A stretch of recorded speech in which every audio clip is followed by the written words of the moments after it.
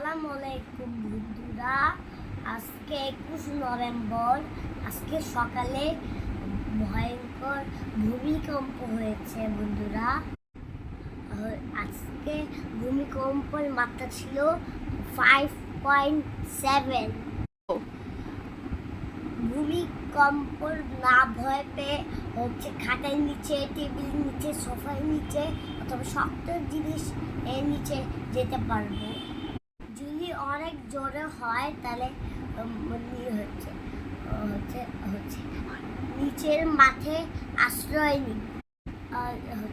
আর আল্লাহর নাম আর সবসময় আস্তাগফিরুল্লাহ বলতে থাকবো। আমরা সবসময় কালিমা তাইয়্যিবা বলতে থাকবো।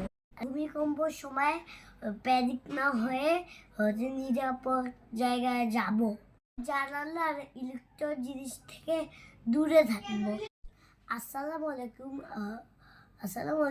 আপনারা ভালো থাকবেন, সুস্থ থাকবেন। আল্লাহ হাফেজ।